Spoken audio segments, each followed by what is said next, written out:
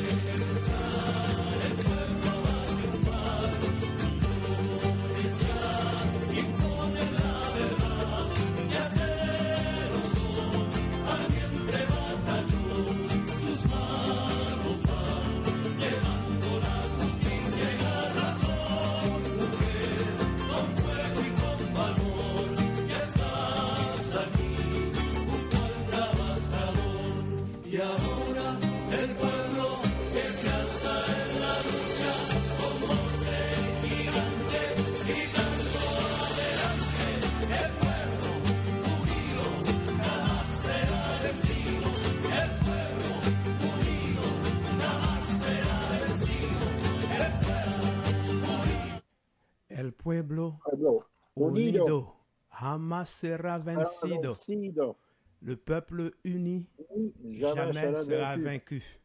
Alors, c'est comme les 5 doigts de la main. Exactement, très lié. Hein? Il y a toujours un lien entre tous les doigts. Comment tu vas, mon cher Donald? Je vais de mieux en mieux, mon ami. De mieux en mieux. Et ça nous fait plaisir d'entendre ça. Oui. Alors, je rappelle, on écoute Cabaret des idées, l'émission qui revient tous les vendredis, 18h, 20h, avec Donald Cuccioletta et moi, votre serviteur Robert Ismaël. Et Donald, aujourd'hui, nous sommes chargés de parler de l'Amérique latine, la CELAC. CELAC, c'est la communauté économique latino-américaine et Caraïbe. Oui. Et aussi, on va parler de l'Ukraine parce que les Occidentaux, je disais avec mon ami tout à l'heure, Jean-Ernest, que pour moi, les Occidentaux ne se cachent plus. Ils ont déclaré la guerre directement à la Russie. Donc, tu donneras ton point de vue. Mm-hmm. Et dans un dernier temps, on va parler d'Haïti. Comme on le dit chaque vendredi, nous nous sommes fait ce devoir de consacrer une partie de cette émission à Haïti parce que nous reconnaissons que c'est notre devoir de défendre, d'être solidaire avec ce peuple et en fait qui se cherche. Hier encore, aujourd'hui, il y a eu pas mal de mouvements en Haïti, des policiers sont tués, des gens sont dans la rue, et Ariel Henry qui est allé en Argentine participer au sommet, 7e sommet en fait de la CELAC, qui n'a pas pu rentrer comme il le voulait dans le pays, il a dû tergiverser, négocier pour pouvoir rentrer chez lui ou du moins aller dans son bunker. On va parler de tout ça ce soir. Par contre, pour commencer, il y a aussi, Donald, la possibilité que depuis l'Afrique, le Sénégal, que Chantal intervienne à l'émission, parce que j'ai essayé de, en fait, rentrer en contact avec elle. Malheureusement, je n'ai pas pu, mais décalage horaire étant, je ne sais pas. Mais il a, en fait, le lien lui a été envoyé pour qu'elle puisse y participer si possible, on verra. Et Alain, comme d'habitude, va être avec nous ce soir aussi. Alors, Donald, pour commencer. C'est un beau line-up. Oui, oui, parce que c'est aussi, alors j'ajouterai des informations aussi que nous avons en fait distribuer, à faire parvenir aux gens ce qu'on nous envoie comme information, à savoir que le Pérou, nous avons reçu une sorte de pétition, tu te rappelles, vendredi dernier, quand Oui. Maria Cueva a participé, nous lui avons conseillé d'écrire le Canada pour dire au Canada, en fait, le point de vue des gens qui voient le massacre qui se passe au Pérou. Donc, de fait, ils ont écrit une pétition, en fait, Oui. une lettre. Ils envoient une lettre. Nous allons parler de cette lettre, faire lecture pour voir comment les gens peuvent appuyer tout ça. Nous allons en parler. Donc, parce que j'estime, et l'émission, c'est aussi son but, son objectif, c'est d'être solidaire avec les peuples qui sont en lutte, entre autres les peuples péruviens, haïtiens et les autres peuples qui se cherchent une voie dans le concert des nations. Alors, pour commencer, Donald. Il ne faut pas oublier aussi que les gens qui mènent cette lutte-là, ça vient d'ici de Montréal en plus. Hein. En effet. C'est une organisation péruvienne ici à Montréal. Donc, il faut reconnaître ces gens-là dans la lutte qu'ils mènent vis-à-vis leur pays d'origine, le Pérou. Donc, ça se passe ici, à Montréal. Effectivement. À Montréal. Effectivement. Et vendredi, quand elle est venue, Maria, elle a parlé de cette initiative, c'est-à-dire qui devait avoir le lendemain samedi, c'est-à-dire samedi dernier. Et j'ai été Donald. J'ai été bien reçu. J'étais content de voir les gens quand je suis allé, parce qu'ils étaient là depuis midi jusqu'à 20h. Quand moi, je suis arrivé, il était 18h. On m'a dit qu'il y avait beaucoup de gens qui sont passés, des gens qui venaient et qui partaient, donc tout ça. On m'a même donné la parole. J'étais content. D'ailleurs, quand on m'a présenté, j'étais gêné aussi parce que tu sais, j'aime pas ce genre de choses trop. C'est-à-dire quand on va autour. Mais comme c'est mon métier de défendre comme militant, en fait, internationaliste, donc j'ai pris la parole, en fait, quand même. Mais ça a créé le lien entre le cabaret des idées et eux. Tout à fait. À présent, ça fait exactement ça, Ishmael. Tout à fait. Ça veut dire qu'on crée des liens avec les gens qui luttent un peu partout ici à Montréal en fonction de leur pays d'origine. Et je pense ce soir même, le fait que j'ai été là-bas, je leur ai parlé, c'est-à-dire Maria nous a présenté comme une personne qui a participé à l'émission en même temps, et je leur ai parlé de l'émission, tout ça. Ce soir, je suis persuadé, il y a de ces gens-là qui écoutent l'émission. Je leur fais un coucou. Absolument. Alors, Donald, pour commencer, on parle de l'Ukraine. Hein? Oui. L'Ukraine, Donald, alors je te laisse de mettre la table. On voit que finalement, les États-Unis ont mis de la pression. Hein? C'est M. Biden qui a mis de la pression, parce qu'il ne faut pas oublier, c'est M. Biden qui mène cette guerre-là. Hein? Il parle de l'OTAN, il parle des alliés européens, mais ça vient des États-Unis, tout ça.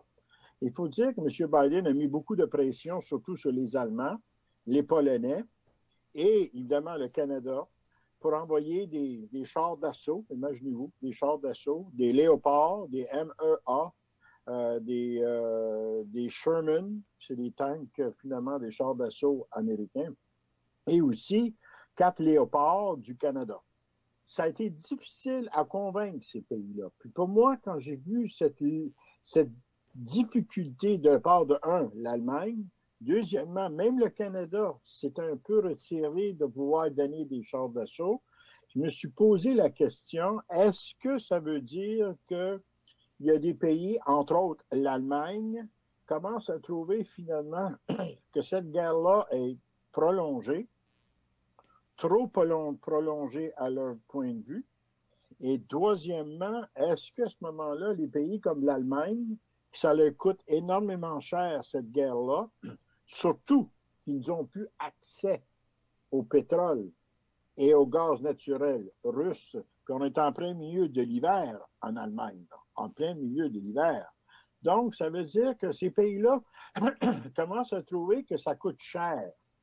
Et donc, ça a pris un peu de tordage de bras de la part des États-Unis pour que l'Allemagne accepte la position de M. Biden. Effectivement, ils ont envoyé, mais pas autant de chars d'assaut qu'ils voulaient. Donc, ça veut dire que des pays, donc l'Allemagne, même la France s'est tirée loin de tout ça. Vous avez vu que M. Macron n'a même pas intervenu sur ça. Le seul pays, évidemment, qui a intervenu ouvertement, sans poser de questions, c'était la Pologne. OK? Puis ça, on sait qu'il y a une longue histoire entre la Pologne et la Russie, puis la Pologne et l'Union soviétique, etc., etc., puis ça devient très complexe. Mais c'est le seul pays qui a objectivement embarqué dans ce que M. Biden voulait. L'autre aspect aussi qui est assez intéressant à voir, c'est qu'on commence à voir à Washington qu'il y a de plus en plus de gens à Washington qui travaillent au sein de la Maison-Blanche puis au département d'État, politique étrangère, qui commencent à être un peu, disons, suspicieux. Méfiant. Méfiants, très méfiants. Puis d'ailleurs, ils l'ont prouvé qu'effectivement, dans le gouvernement ukrainien, il y a énormément de corruption. Et c'est déjà à Washington, c'est sorti la semaine passée, cela. Et ça fait que finalement, déjà à Washington, les gens commencent à dire comment ça se fait qu'on soutient des gouvernements aussi corrompus avec le montant d'argent que les États-Unis envoient à l'Ukraine. Pas simplement des affaires militaires, mais même l'aide humanitaire ou l'aide de toutes sortes d'aides nécessaires pour soutenir le pays. Et donc, on commence à se poser des questions à Washington, là. Puis, il ne faut pas oublier, il y a quand même eu 8 personnes qui ont été congédiées du gouvernement de M. Zelensky. 8 personnes accusées de corruption. De corruption. Sachant très bien, si on retourne dans l'histoire, si on retourne jusqu'à la période du Maïdan, effectivement, qu'on a fait à croire que c'était la grande révolution, c'était la liberté totale, quand on sait de plus en plus aujourd'hui, beaucoup de monde qui ont participé à la question du Maïdan à Kiev, finalement, on voit de plus en plus que ces gens-là, une bonne partie étaient des gens d'extrême droite, certains étaient même des néo-nazis. Donc, on se pose beaucoup de questions depuis plusieurs années. Qui sont les gouvernements en Ukraine? Qui sont ces gens-là qu'on appelle les oligarques? Mais on blâme tout le monde dans le reste du monde d'être des oligarques, mais il n'y en a pas en Ukraine, mais c'est complètement faux. Fait que tout ça fait, avec le montant d'argent qui est donné par l'Allemagne, la France, le Canada et d'autres pays aussi, plus le fait qu'on commence à comprendre que ces gouvernements-là, le gouvernement de M. Zelensky, il y a énormément de gens dans ces gouvernements-là qui sont des corrompus. Des corrompus. Puis on sait aussi qu'à 2 reprises, quand M. Zelensky voulait rencontrer des gouvernements à l'extérieur de l'Ukraine pour avoir leur appui, il est allé voir ces gouvernements-là, donc la Grèce, avec 2 membres qui ont été reconnus par les députés dans finalement le Parlement de Grèce, disant ces 2 personnes-là que vous êtes avec vous sont des nazis. On les connaît personnellement. Et que vous voyez, tout ça commence à se poser des questions maintenant. La solidifier de cette unité de soutenir l'Ukraine n'est pas si solide qu'on pouvait l'imaginer depuis 6 mois. Et ça commence à faire mal. Puis la question des chars d'assaut, la question de l'Allemagne qui s'est retirée, puis par la suite est revenue, puis que le Canada lui-même n'a pas voulu non plus au tout début, puis là, il a continué, mais avec 4 chars d'assaut, des léopards, fait que finalement, les gens se posent énormément de questions. Ils se posent la question, pourquoi cette guerre-là? Pourquoi finalement tout a commencé puis que ça continue comme ça? Donc, pour moi, ça démontre que les alliés européens, ils sont fatigués. Ils sont tannés, ça leur coûte énormément d'argent. Ils n'ont plus l'accès au pétrole russe et ni le gaz naturel. Ça veut dire que l'Europe, présentement, souffre énormément. Les usines en France, ils disent jusqu'au tiers des usines ne fonctionnent pas. En Allemagne, c'est encore pire. On dit jusqu'à 45% des usines ne fonctionnent pas. Ça touche directement l'économie de ces pays-là. En plus de l'argent qu'on leur envoie en Ukraine pour soutenir la guerre. À un moment donné, là, les gens vont se revirer M. Biden puis vont dire qu'est-ce que vous faites, vous, M. Biden? Il ne faut pas oublier, ça fait quelques mois même que M. Biden ne fait plus de discours à partir de Washington sur ce qui se passe en Ukraine.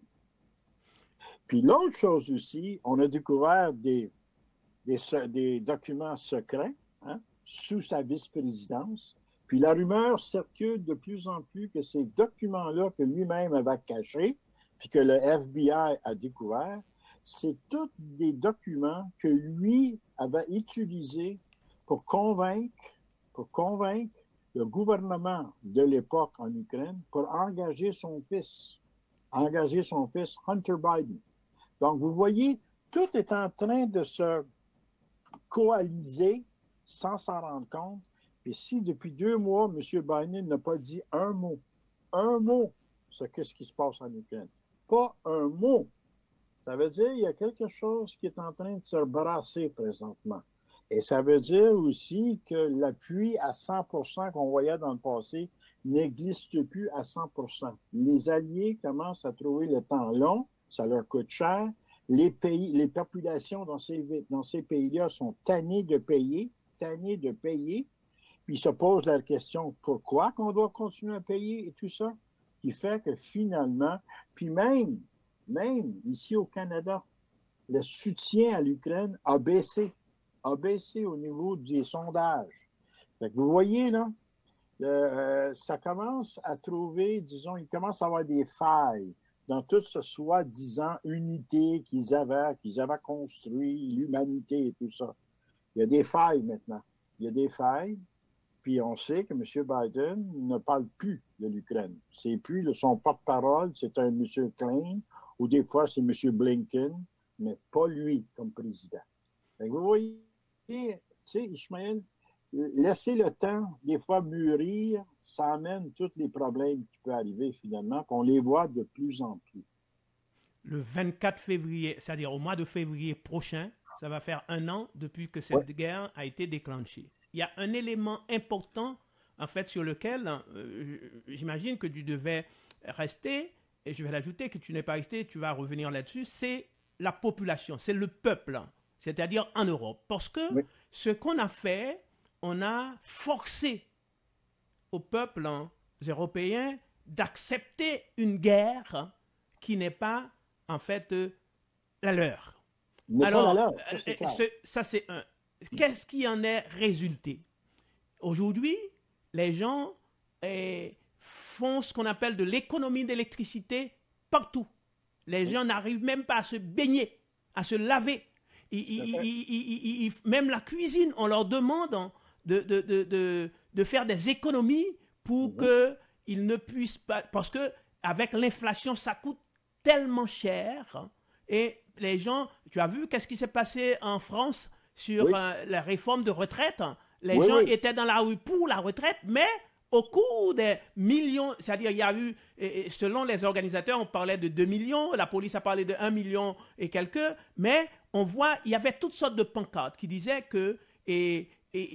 pourquoi doit-on participer à une guerre qui n'est pas la nôtre? Pourquoi on doit faire appuyer cette guerre pendant que nous n'arrivons même pas à joindre les deux bouts, nous n'arrivons même pas, c'est-à-dire à nourrir notre famille, nos enfants. Donc, Donald, ce que je suis en train de dire, aujourd'hui, on voit que les gens sont là. Les gens, c'est-à-dire les gens sont lassés de dire de participation, parce que ce qu'on a, c'est un forçat qu'on a fait aux gens. Mais les peuples vont se soulever, parce que on est en plein hiver aujourd'hui. Quand les gens n'arrivent pas à réchauffer leur maison, quand les gens voient que les taux d'intérêt qui montent en flèche, c'est eux encore qui paient les conséquences, alors que des milliards sortent de leur poche pour alimenter une guerre, qu'on leur donne même pas la possibilité de dire leurs mots. Parce que ce qu'il faut noter, Donald, c'est que ces gens-là n'ont pas l'opportunité de donner leur point de vue. D'ailleurs, dans les médias occidentaux, on enlève la parole aux citoyens par rapport à cette guerre. C'est-à-dire les journalistes critiques indépendants, c'est-à-dire sont révoqués, sont congédiés dans les médias parce qu'ils ne sont pas d'accord. Les spécialistes de la Russie qui pullulaient dans tous les médias en occidentaux, on ne leur voit plus, on ne leur donne pas tout ce qu'on voit. On voit des pro-guerres à qui l'on donne la parole. Donc, je pense qu'aujourd'hui, ce qu'on est en train, si les gouvernements occidentaux à l'unanimité et se mettaient d'accord, parfois c'est parce qu'ils sont forcés, parce que par chantage, il faut bien dire le mot, par chantage, on voit le désaccord qui se pointe à l'horizon. Dès lors que les peuples vont se soulever, je ne donne pas cher, c'est-à-dire à la continuité de cette guerre. Donc, dans ce sens... C'est la raison, selon moi, pourquoi on n'entend plus même de Joe Biden. Parce que surtout que Biden parlerait, tout le monde en Europe dirait oui, mais pourquoi, etc., etc. Remarquez, en Angleterre, il y a 3 mois, l'Angleterre est en tête, on va les aider, on va se battre, on va donner de l'argent. Depuis ce temps-là, pas un mot du gouvernement britannique. Pas un mot. Parce que pourquoi? Parce que l'inflation en Angleterre elle est rendue à un niveau que les gens ont de la misère à s'acheter finalement leur épicerie. C'est la même chose. Partout, le prix de l'électricité a presque triplé en Angleterre. Oui, exactement. Donc, on n'arrive même plus. Ça veut dire que l'argent qu'on envoie, c'est de l'argent qu'on aurait pu utiliser chez eux pour tenter de combattre l'inflation, contenter la vague des prix au niveau de l'alimentation, etc., etc., etc. Et ça arrive aussi aux États-Unis. Il y a des gens qui manifestent aux États-Unis de plus en plus, qui disent « Comment ça se fait? Vous êtes prêts à dépenser des quarantaines, des cinquantaines, des 70 milliards de dollars pour soutenir cette guerre-là, puis nous, chez nous, on a de la misère à faire vivre nos familles. » Justement. Alors, non, c'est vraiment... Moi, j'ai toujours pensé que M. Biden pensait que ce serait une guerre très vite. Très vite, avec une victoire des États-Unis, avec le grand héros, la grande démocratie et tout ça, là. Mais là, c'est pas ça, là. Puis c'est clair que la stratégie de la Russie et la stratégie de M. Lavrov et M. Poutine, c'est d'élonger le plus possible cette guerre-là. Plus que ça se prolonge, plus le peuple ukrainien souffre, puis plus les autres peuples de l'Europe souffrent aussi.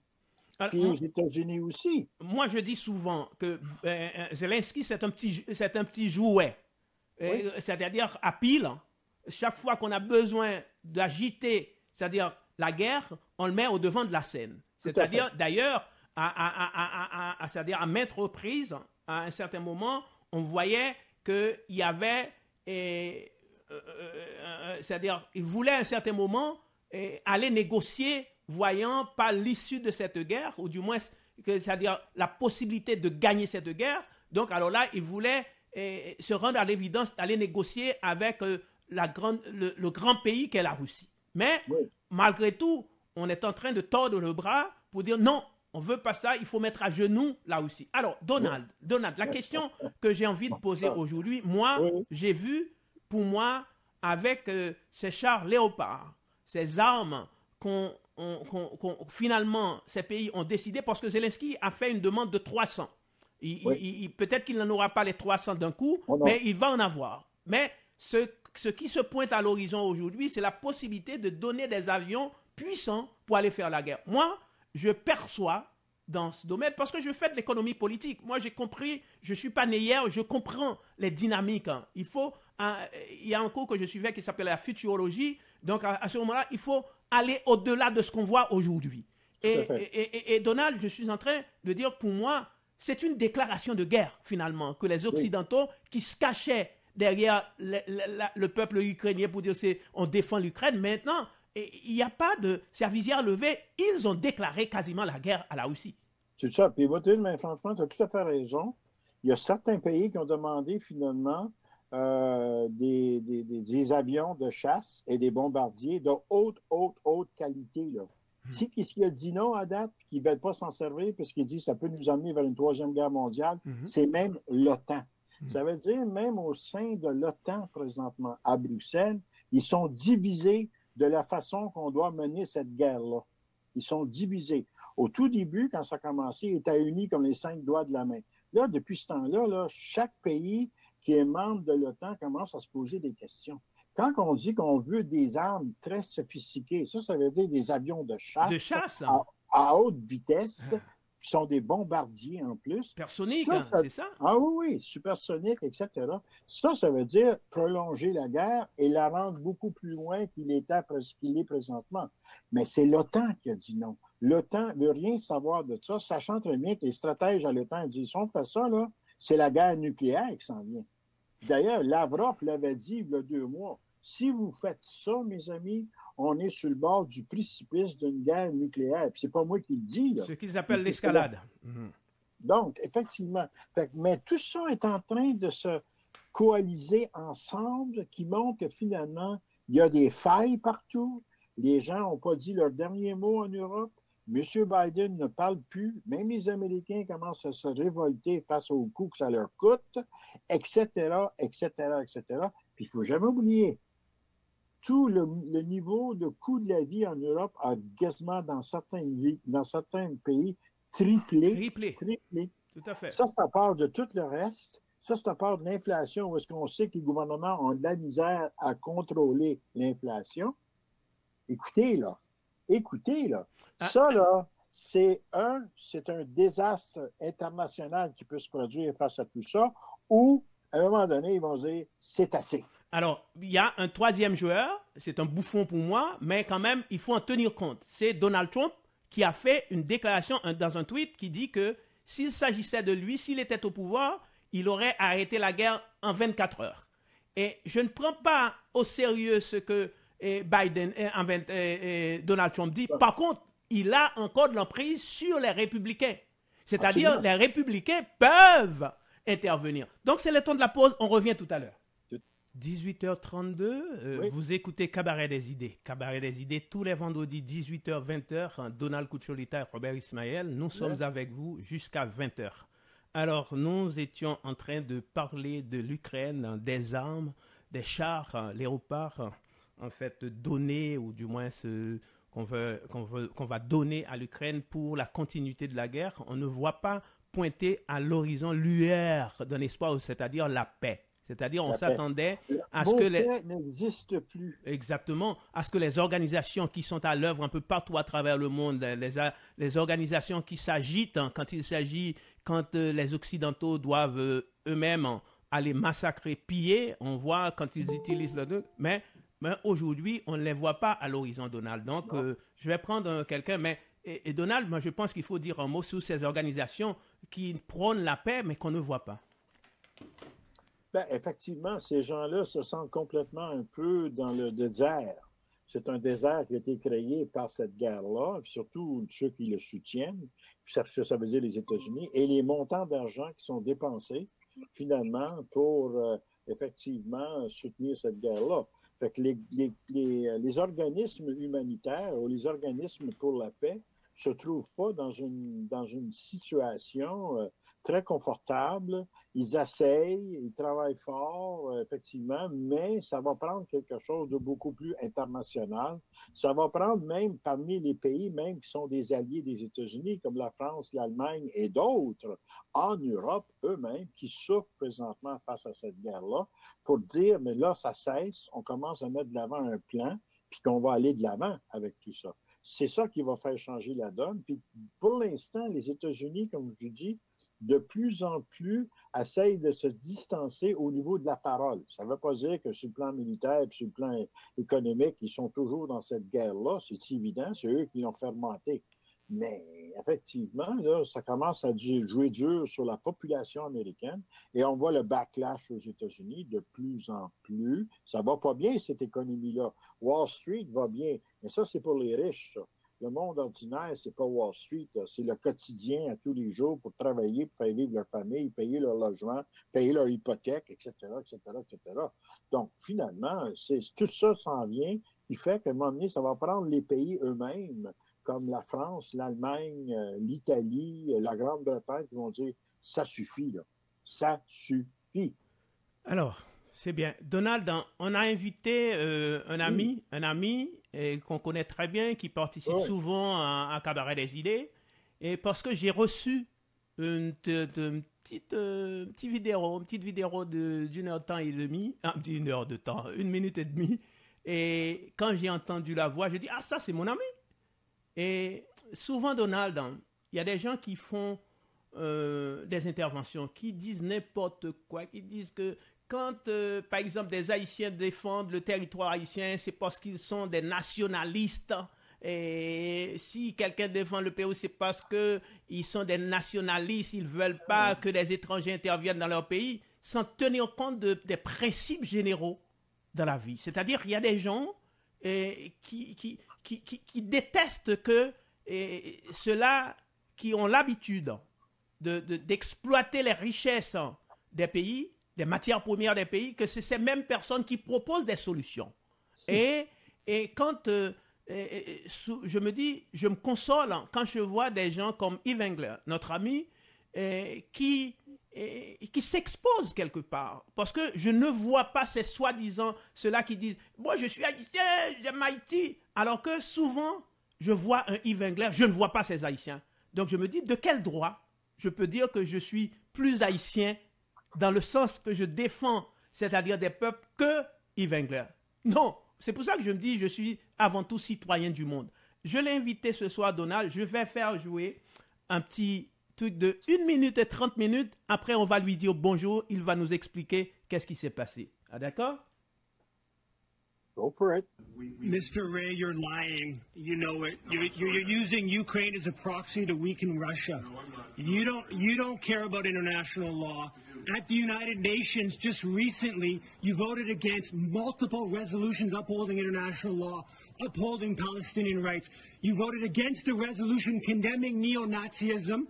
You voted against a resolution supporting the Treaty on the Prohibition of Nuclear Weapons. You voted against a resolution calling for a more just economic global order. On Haiti, Mr. Ray, you're propping up an unelected, unpopular, unconstitutional leader that was appointed by the Canadian and U.S.-led core group. Mr. Ray, you supported the overthrow of Haiti's elected government in 2004. Is that true? Mr. Ray, is that true? Did you support the overthrow of Aristide's government in 2004? Excuse me, sir. Did you support the overthrow of elected government in Haiti in 2004? No, I did not. Sir? Yes, you did. You're on the public record doing it. At least have some honesty. Sir? Supporting ousting Aristide. Yes, you are on the public record. Sir? Excuse me? Your support of what's the justification for Ariel Henry? What's his legitimacy? What's his legitimacy, Mr. Ray? Why is it up to you to decide what happens in Haiti? Why is it up to you to decide what happens in Haiti? Excuse me, sir. Canada ousted the government in 2004. We appointed the PHTK in 2010, Michel Martelly. Alors, bonsoir Yves Engler. Merci d'accepter notre invitation. Merci, bonsoir. Comment tu vas? Ça va bien, ça va bien. Bravo et merci. Merci d'être... on est fiers. Moi, je suis fier de toi, Yves. Je suis fier de... Ça fait un bout de temps que je te connais, qu'on se rencontre, mais je suis fier de t'avoir connu parce que quelqu'un est... Définitivement, on voit il y a encore des êtres humains, des gens qui savent se sacrifier pour des causes justes. Merci, merci. Pas parce que tu l'as fait pour Haïti, parce que tu as cité la Palestine là-dedans, tu as cité l'Ukraine, tu as cité Haïti. Donc, tu es un militant de vie qui prône la vie pour moi. Alors, qu'est-ce que c'est que ça? Est-ce qu'on peut, Donald, dire aux gens, tu as écouté, minimalement un peu de... Je l'ai dit, mais dans ta voix, Donald, traduire pour les gens parce que c'était en anglais. Je pense que la traduction est assez facile à comprendre parce que même en anglais, c'est Yves Engler qui s'est mis devant nul autre que notre représentant aux Nations Unies. Puis c'est Bob Ray.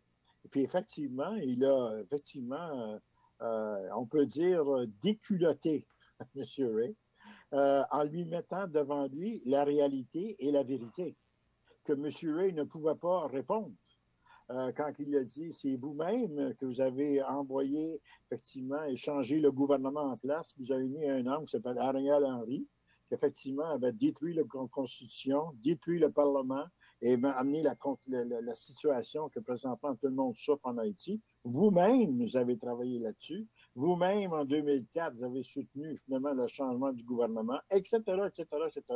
Donc, toutes des vérités toutes des choses qu'on peut regarder facilement au niveau des journaux si on suit comme Yves qui suit quasiment quotidiennement qu'est-ce que le gouvernement canadien fait, surtout sur le plan international. Donc, c'est tout à fait ce qu'il a fait. Il a confronté ces gens-là. Et puis, bon, ça montre clairement que une fois pour toutes, il faut commencer à confronter le gouvernement canadien parce qu'on sait maintenant, quand on a écouté Yves finalement mettre de l'avant la vérité, qu'on voit que le Canada est non seulement un pays impérialiste, mais est un pays de mensonges aussi. Un pays de mensonges. Le beau Canada que tout le monde aime, tout le monde veut aller au Canada, puis tout ça. C'est tout de la, on peut dire en bon québécois, c'est de la grosse bullshit. C'est que quand on confronte le Canada avec la réalité et la vérité, documentée, mes amis, documentée, on voit à quel point c'est des mensonges, c'est des gouvernements de mensonges qui sont là simplement pour défendre leurs propres intérêts économiques. Point. Yves, dans quelles circonstances ça s'est produit? Oui, c'était un discours que l'ambassadeur canadien à l'ONU, Bob Ray, a fait à l'Université d'Ottawa lundi dernier. Puis, c'était une militante à Waterloo qui a vu qu'il y avait cet événement. Et puis, elle a demandé à moi, puis Dimitri Lascaris, un militant qui était allé pour le chefferie du Parti vert, si on voulait aller à Ottawa pour perturber le discours. Et aussi, on a organisé 2 événements publics aussi à côté. Qu'est-ce qu'on a fait, c'est que Bob Ray a fait son discours et quand il a commencé à parler sur la politique internationale, Tamara Lawrence, la militante, est allée sur la scène avec une banderole à propos du rôle du Canada avec la guerre de proxy avec la Russie en Ukraine. Puis après ça, moi, j'étais assis comme à 3-4 sièges de M. Ray. Puis moi, je l'ai interpellé. Je l'ai arrêté. Oui, arrêté pour dire que c'est des mensonges. Tu sais. Lui, M. Ray, il fait tout un bon discours après Vladimir Poutine est responsable pour tous les mals dans le monde. Et moi, c'est clair, moi, je suis contre la guerre, l'invasion russe en Ukraine. C'est brutal, c'est contre la loi internationale. Mais il y a un contexte, et il y a un contexte où l'OTAN a poussé dans un sens où il savait qu'il y avait une grande chance que la Russie va faire la guerre et que même il y avait une guerre de bas niveau on pourrait faire l'argument pour les 7 dernières années entre l'OTAN et la Russie en l'est de l'Ukraine. Mais pour moi, il fait ces belles discours, mais dans les dernières semaines, le Canada a voté, et Bob Ray, comme responsable des votes à l'ONU, il a voté contre beaucoup de résolutions qui défendent la loi internationale et les droits des Palestiniens. Il a voté contre un nombre d'autres résolutions que j'ai mentionnées dans le discours. Et puis, c'est pas quelqu'un, et aussi sur la question d'Haïti, c'est quelqu'un que les dernières semaines, les derniers mois, il va tout partout. C'est lui qui a dit à un des grands médias canadiens qu'il devait recréer l'armée haïtienne. Sur l'autre niveau, il est en train de dire, il est en train de faire des meetings avec le président de la République dominicaine sur la question d'Haïti. C'est lui qui prend le dossier en charge et c'est lui qui décide. C'est certain, c'est qu'il lui décide plus que Ariel Henry. C'est un gouverneur, il prend la position d'un gouverneur. Un gouverneur colonial, on pourrait dire. Mais il fait ça tout dans le discours de peut-être même gauchiste. C'est l'ancien chef de l'NPD en Ontario, le premier ministre en Ontario, le seul premier ministre de NPD en Ontario. Ça veut dire, moi, je l'ai interpellé et dans le passé, quand il était nommé ambassadeur du Canada à l'ONU, il y avait des gens, des membres de parlement de gauche du NPD, comme Matthew Green, qui est quelqu'un qui, normalement, c'est un des meilleurs membres de parlement pour beaucoup de questions politiques. Mais lui, quand Bob Rae a été nommé comme ambassadeur, il a dit « Oh, bravo Bob Rae, c'est une bonne chose ». Mais moi, j'ai rentré dans l'histoire de Bob Rae. Il a soutenu la guerre en Libye. Il a poussé les conservateurs pour que les soldats canadiens restent en Afghanistan pour plus longtemps. Il a soutenu verbalement, il a justifié le coup d'État de 2004. Il y a tout sur la question du Palestine. C'est quelqu'un qui est terrible, terrible. La raison pourquoi il a dit qu'il il a démissionné du parti NPD, c'est parce qu'il y avait quelques membres du Parlement de NPD qui a commencé à critiquer l'État apartheid d'Israël. Ça veut dire c'est quelqu'un c'est un impérialiste libéral un peu tout partout dans le monde. Mais les derniers mois, avec la question de l'Ukraine, il fait sur son Twitter, il fait comme un grand défendeur d'une loi internationale et c'est dur à voir. Ça veut dire, moi, j'étais vraiment content que Tamara Lawrence a organisé toute cette perturbation. Je pense que ça fait un impact. Les grands médias l'ont pas couvert, mais sur les médias sociaux, il y a eu un peu d'impact et quelques Radio Soleil à New York m'a demandé ils ont joué un peu de l'intervention, puis ils ont demandé pour l'interview. Je suis content que Bob Rae, au moins un petit peu sur la question d'Haïti, ait mis un peu dans sa place, parce que c'est quelqu'un qui est vraiment arrogant. Même, il y avait quelques interviews. Il y avait une interview avec le journaliste de Le Nouvelliste. Le Nouvelliste, c'est qu'on sait que c'est un journal de l'établissement haïtien. Mais la réponse de Bob Rae à une des questions était absolument arrogant, on dirait même presque raciste. Et c'est quelqu'un qui est, oui, il se voit comme très important, puis je pense que c'est quelqu'un qui a besoin de le mettre dans sa place. Et plus généralement, plus important que l'individu, la politique canadienne, tout partout dans le monde, on a besoin de commencer à mettre le Canada, si on pourrait dire, dans leur place. On a besoin de beaucoup plus de résistance. Et ce que tu dis là concernant la politique canadienne à travers le monde, en particulier Haïti, parce que j'ai un fait palpant en tête. Il y a le journaliste du Nouvelliste qui s'appelle Lemoine Bonneau, qui a été poussé à la démission parce qu'il avait critiqué, c'est-à-dire l'ambassadeur canadien en Haïti, parce qu'il avait mis cet ambassadeur-là face c'est-à-dire face à des réponses. Il a donné des réponses par rapport à ce qu'il avait déclaré, disant que par rapport aux chars qu'il devait envoyer en Haïti, il disait que c'est un cadeau, alors qu'on sait que Haïti avait payé près de 20 quelques millions de dollars, et ce qu'on a donné à Haïti, c'est absolument rien, qui ne sert même pas à la police, tout ça. Et je relate ce fait, c'est parce que tu as cité Nouvelliste. Je suis content que tu aies cité, c'est-à-dire qui est centenaire ce journal. Mais par contre, on sait que c'est l'establishment aussi, c'est-à-dire le Moine Bonneau qui a une bonne plume a été poussé c'est-à-dire à l'émission, et la première phrase que le responsable du journal a dit, c'est plutôt que c'est un journaliste, ça fait longtemps qu'il travaillait pour. On fait des considérations, après on dit, bon, si vous n'avez pas le choix, ou bien on dit, soit on n'est pas d'accord. La première phrase dans la réponse qu'on a donnée à Lemoine Bonneau, c'est « Nous acceptons votre démission ». Donc vous voyez, on l'a poussé parce qu'on lui avait demandé de présenter des excuses au Canada, présenter des excuses à l'ambassadeur canadien, et c'est pour montrer jusqu'où ces gens-là sont prêts à y aller dans ces pays-là, ce qu'ils ne peuvent pas faire ici au Canada, mais ils le font ailleurs, c'est-à-dire faire en sorte que les institutions, les journaux, les journalistes puissent pas s'exprimer, c'est-à-dire ils essaient d'étouffer la parole, c'est-à-dire la parole dans ces pays-là, parce que ce qu'ils ne peuvent pas faire aujourd'hui, c'est-à-dire intervenir militairement, mais ils poussent ces gens-là à accepter leurs faits, ce qu'ils sont en train de construire pour enlever la souveraineté à ces peuples-là.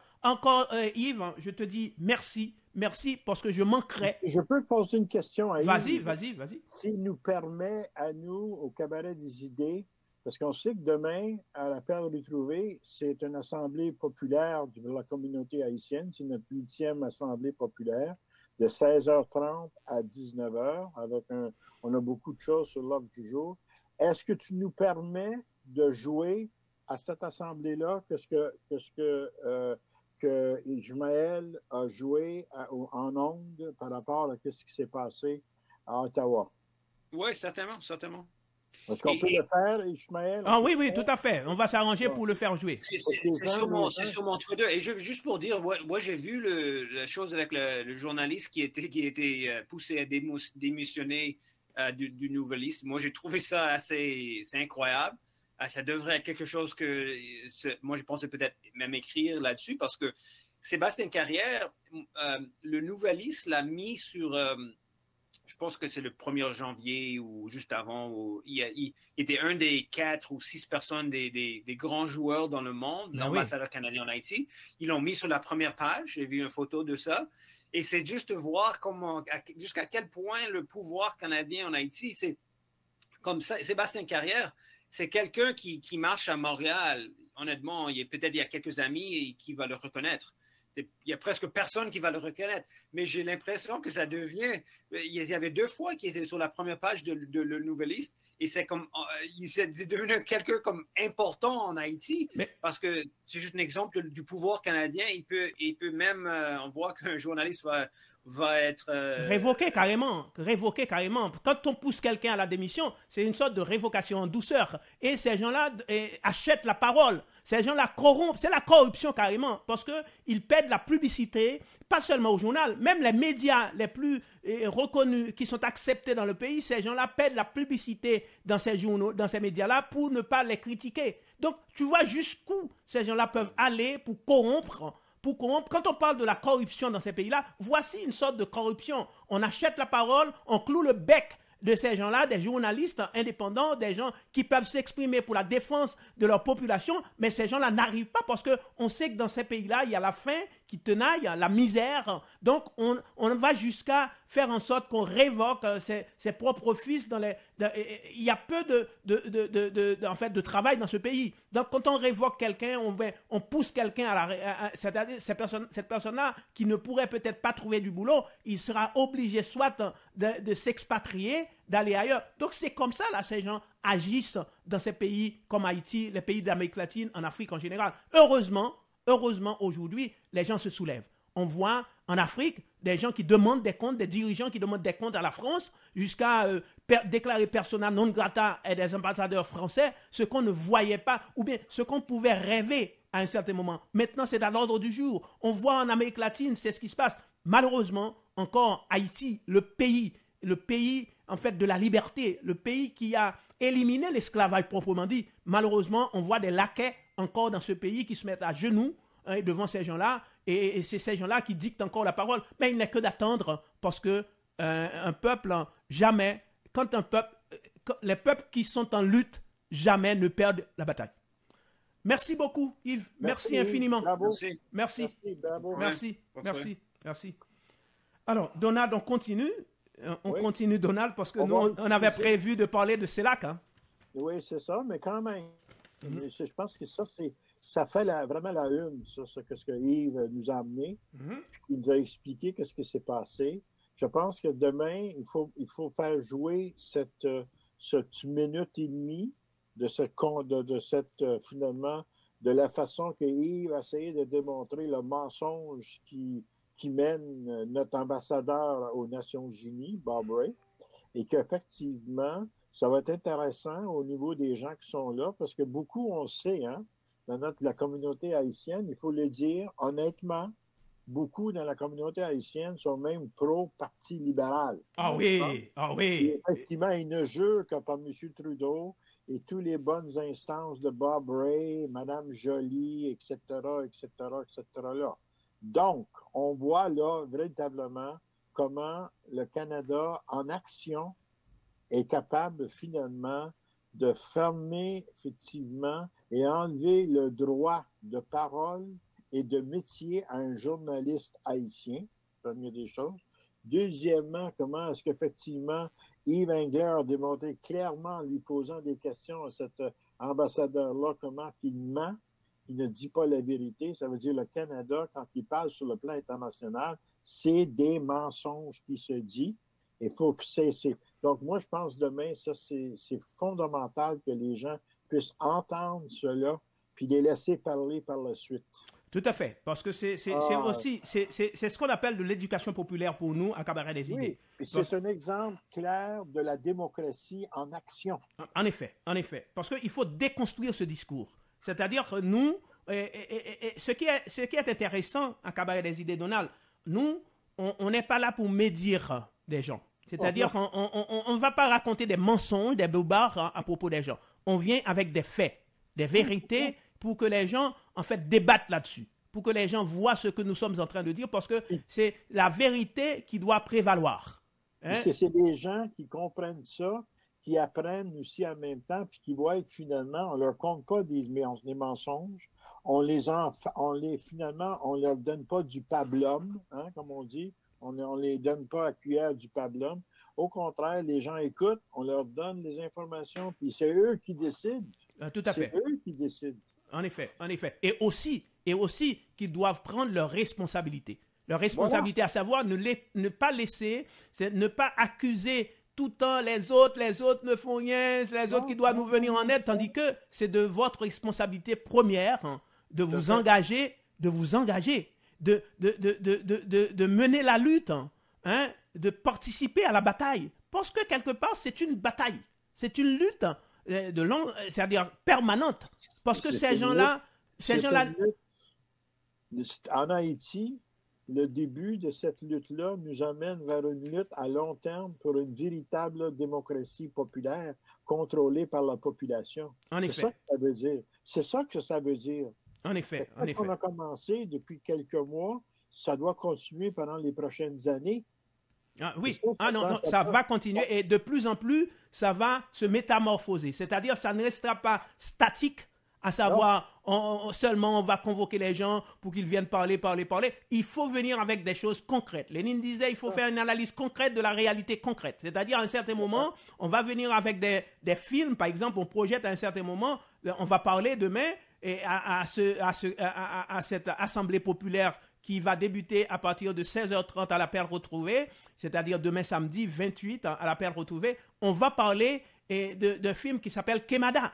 Quemada, on va projeter ce film à un certain moment. On projettera pas le film demain, on va parler de la possibilité de projeter ce film pour que les gens voient des faits, des réalités. C'est des choses comme ça parce que nous avons cette responsabilité. C'est notre devoir d'alimenter la lutte, de faire comprendre que ce qui est en train de se passer, ça c'est déjà produit. Il y a des gens, les dirigeants du monde entier, c'est-à-dire les capitalistes, les impérialistes, ils font des projections pour des centaines d'années. Donc, ce que on vit aujourd'hui, ça a été planifié 50 ans de cela, 100 ans de cela. Donc, ils ne restent pas, eux, dans le temps. D'ailleurs, ils ont tous les moyens à leur disposition pour faire des projections, pour faire des projets, pour planifier des choses. C'est à nous d'être en diapason, c'est à nous d'être au rendez-vous, d'être update, comme on dit dans la langue anglaise, d'être update, de sorte que nous ne faisions pas, en fait, c'est-à-dire que ces gens-là ne nous aliènent pas. Voilà le mot que je cherchais. On voit par leurs paroles et leurs actions, puis avec un capitalisme finalement dégradant qui est en train de tuer notre planète, avec leurs gestes impérialistes dans le monde, sont en train de détruire notre planète, notre seule maison, parce que je cherche, j'en ai pas une autre. Ils sont en train de détruire même l'humanité qui vit sur cette planète. Effectivement, les capitalistes et les impérialistes n'ont rien à foutre. On n'a rien à foutre de ces gens-là. C'est des tueurs, c'est des cancéreux, puis qui propagent le cancer sur notre planète. Ça, c'est évident. Basé, évidemment, sur le mensonge et le mensonge. En effet. Il suffit de se rendre en Amazonie pour voir leurs actions. C'est-à-dire ils sont en train de détruire le poumon de la planète en Amazonie. Ce sont les capitalistes. Ils ont mis en place des pouvoirs réactionnaires xénophobes qu'ils défendent du bec et des ongles, comme les Jair Bolsonaro. Donc on a vu, et on va venir peut-être les semaines à venir, on va parler, parce qu'on est en train de préparer, il y a plein d'accusations que Bolsonaro, on a vu des décrets qui étaient déjà préparés pour préparer ce coup d'État de Jair Bolsonaro. Et où est-ce qu'il est allé? Il était allé aux États-Unis, se réfugier. S'il s'agissait d'un autre pays, il serait déjà... Il faut donner quand même un petit salut à l'armée brésilienne. Que normalement, l'armée brésilienne sort souvent de les casernes. Mais tu vois ici, ils ont dit à Bolsonaro, non. Effectivement, 9h02. Nous sommes là avec vous, Donald Couture-Letta, Robert Ismaël. Vous écoutez Cabaret des idées tous les vendredis, 18h-20h. Donc, on a parlé dans un premier temps de l'Ukraine, les armes livrées par les Occidentaux pour une guerre totale à la Russie. Et dans un deuxième temps, on a parlé de... on a fait jouer cette petite vidéo d'une minute et demie d'Yves Engler, le militant internationaliste, qui a mis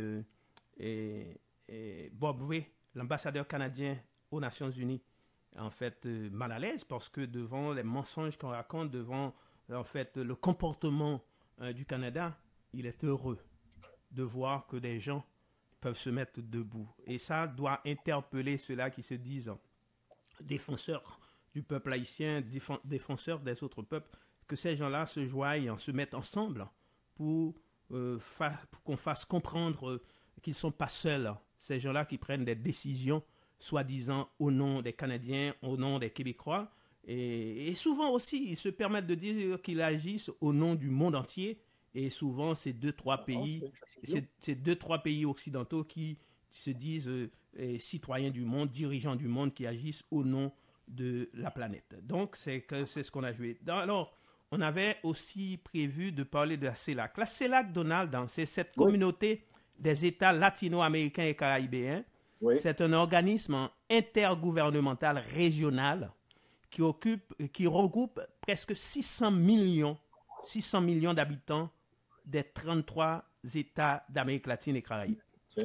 Elle a été créée le 23 février 2010 lors du sommet du groupe de Rio et en fait, il a remplacé cet organisme, il a remplacé le groupe de Rio et ça a été créé à Playa del Carmen au Mexique. On appelle aussi la communauté autonome des États latino-américains. Oui, c'est ça. Et il faut noter que le Canada, les États-Unis n'en font pas partie. Tout à fait. Et aussi ce que nous appelons les colonies des pays occidentaux, comme la Martinique, la Guadeloupe, n'en font pas partie. Et aussi des États qui représentent, c'est-à-dire qui sont sous la gouverne de l'Angleterre, n'en font pas partie. Et donc, à ce moment-là, c'est un regroupement qui a comme objectif une plus grande intégration de l'Amérique latine. Et son but, c'est promouvoir l'intégration et le développement des pays latino-américains. Et le CELAC aussi a pour objectif, Donald, de remplacer l'OEA. Oui, L'OEA, ce qu'on appelle le ministère des colonies, parce que souvent, on se rend compte, l'OEA, c'est un organisme qui n'est là pour défendre les intérêts des États-Unis. C'est le gendarme des États-Unis d'Amérique latine et tout pays qui veut, par exemple, le secrétaire général doit avoir l'aval des États-Unis pour être en tête. Donc, même si c'est un pays latino, mais il faut que c'est un corrompu, c'est un laquais, c'est quelqu'un qui est au service des États-Unis qu'on va mettre en tête. Actuellement, le secrétaire général de l'OEA s'appelle Luis Almagro. C'est quelqu'un qui ne jure. Il est prêt à vendre sa mère, même sa mère, pour la défense des États-Unis. Voyez? Même il est prêt à vendre son pays. Voilà. C'est pas déjà vendu. Et le CELAC, c'est le 7e sommet qui a eu lieu à Buenos Aires le 24 janvier. Donc, moi, je tenais à en parler, Donald, parce que c'est de notre Amérique qu'on doit parler. L'Amérique, les États-Unis se disaient l'arrière-cour avec la doctrine de Monroe, l'Amérique aux Américains. C'est comme si un seul pays de l'Amérique se donne le nom des Amériques, les Américains. Ce sont des États-Uniens. Moi, je les appelle toujours des États-Uniens. Ce ne sont pas des Américains parce que moi, je suis Américain, mais je ne suis pas né aux États-Unis. Non, Voyez? non, justement, même ici. Bon, Moi, je voilà. considère que chaque pays dans toutes les Amériques, les Amériques, C'est ça. on a tous notre américanité. Exactement. On a tous, écoute, j'ai écrit mon doctorat là-dessus, moi. Bon, Écoutez, non, c'est clair. Puis c'est sûr que ben, si on parle des États-Unis et seulement les Estados Unidos, les autres, ils considèrent que ce sont les seuls Américains. D'ailleurs, ils s'appellent Américains. exactement. Puis, dans le fond, C'est ils un sont abus des de États-Unis. langage. C'est un abus de langage. D'ailleurs, on devait Absolument. poursuivre les C'est une États-Unis forme- contre ça. C'est une forme d'impérialisme Tout à fait. sur un mot qui ne leur appartient pas. Tout à fait. Alors, Il appartient à tous ceux qui vivent dans le continent. La question que je me pose par rapport au CELAT, est-ce que Hugo Chavez n'a pas joué un rôle aussi pour pousser la fondation de CELAT? alors, c'est pas... oui, en quelque sorte, d'ailleurs, Jair Bolsonaro, en 2020, avait suspendu la participation du Brésil au groupe parce qu'il avait considéré que c'est une organisation d'extrême gauche, dit-il, menée par le Venezuela, Cuba et le Nicaragua. Voilà. Et ça, comme je dis, ça a pris naissance en 2010. Hein? Donc, tu sais que rien ne se faisait en ce moment-là sans l'aval, c'est-à-dire sans l'appui. C'est pas sans l'appui, mais c'est-à-dire Hugo Chavez, c'était celui Oui. qu'il fallait abattre. C'était le Celui- moteur qui c'était avait le- avancé tout le changement un peu partout, effectivement, Exactement. en Amérique latine. C'est C'était clair. l'homme à abattre. Et de fait, Tout à fait. on a eu sa peau. Et d'ailleurs, on remet en doute sa mort naturelle ou bien normale d'une maladie du cancer. On dit que c'est quelque chose qui a été provoqué. Et je n'en sais rien, mais on dit que c'est quelque chose qui a été... C'est pour montrer à tel enseigne que il était considéré comme dangereux, hein, Ben oui. pour les États-Unis, pour l'empire du milieu, l'empire du moment. Et Hugo Chavez ne pouvait pas vivre. À un certain moment, quand on voit, c'est-à-dire ce que Hugo Chavez faisait à travers le monde, en particulier en Amérique latine, comment il utilisait le pétrole vénézuélien pour permettre le développement des pays de l'Amérique, il suffit de se référer à Petrocaribe. Et Petrocaribe, on sait que c'est, par exemple, je prends un pays qui a participé. Il n'avait pas été le seul pays. Haïti, bien entendu. Il y avait d'autres pays, Saint-Domingue, les autres pays de la Caraïbe. Mais prenons le cas d'Haïti. Il a non seulement, après le tremblement de terre, il avait éliminé la dette d'Haïti, Oui. mais il avait donné presque 5 milliards de dollars, quasiment donné, je dis donné, mais c'était un prêt réellement avec des préférences, avec des taux préférentiels et des taux, c'est-à-dire qu'on ne pouvait trouver nulle part ailleurs et avec la possibilité de développer le pays. Qu'est-ce qui en est résulté en un claquant de doigts, c'est-à-dire le PHTK avec les martellis que les États-Unis ont mis au pouvoir, ont dérobé, ont volé, et Laurent Lamotte, ils ont volé cet argent et avec l'aval des États-Unis. Pourquoi? Parce que les États-Unis ne pouvaient pas accepter que le Venezuela participe au développement de ce pays. Donc, cet exemple-là, c'est un exemple qu'il fallait détruire, qu'il ne fallait pas laisser construire cet exemple, parce que si un pays du Sud pouvait aider un pays du Sud, on remettrait en question, c'est-à-dire les États-Unis, parce que les États-Unis dominent ces pays-là. Donc, ils ont tout fait. Chavez qui est arrivé à la rencontre qu'on devait avoir lieu sur le libre-échange des Amériques, puis qu'effectivement, tout ça a tombé à l'eau. Ils ont mis les Américains dehors, puis avec l'argent, Chavez a aidé à payer la dette de l'Argentine. Exactement, à Buenos Aires. On se rappelle que, c'est-à-dire, le Puis président... en plus de ça, ils ont mis sur pied le Banco del Sur. Exactement. Tous les pays peuvent travailler, transiger, puis les Américains n'ont rien à voir avec ça. Absolument pas. C'est complètement indépendant. Justement. Donc, Ils se sont donné des outils qui sont capables de gérer eux-mêmes leur partie du continent, qui c'est le parti du Sud, quoi. en effet, Donald. Donc, c'est que ces pays-là, on voit quand ce sommet-là se réalise, et les États qui y participent, c'est des États qui ne sont pas d'accord sur tous les points de vue. Cependant, Non, ça, c'est sûr. Cependant, ils se sont mis d'accord sur l'essentiel. Et dans ce sommet, je vais vous citer un exemple de ce qu'a dit. Parce qu'on ne peut pas non plus, Donald, ça il faut le dire à haute intelligible voix, on ne peut pas se permettre, ou bien se dire qu'on organise quelque chose qui a de l'allure, d'importance en Amérique latine sans tenir compte de Cuba. Pourquoi je dis ça? Alors que Cuba, c'est le pays quasiment qui a toutes les difficultés, qui a un embargo de plus de 60 et quelques années, c'est-à-dire qu'on est en train d'affamer un peuple qui a tous les problèmes du monde, mais Cuba représente l'exemple. Cuba représente le pays qui prône la dignité, la souveraineté des peuples. Donc, Cuba, c'est l'exemple que tous les peuples de l'Amérique latine, bien entendu, du monde entier, mais en particulier de l'Amérique latine, quand on a besoin de faire référence à la dignité, on interpelle Cuba, on cite Cuba. Et voici ce que dit le représentant de Cuba qui était là. Le président, bien entendu, Díaz-Canel était là, mais le ministre des Affaires étrangères, M. Rodríguez Parilla, disait que ce fut un sommet historique. On a parlé de revitalisation.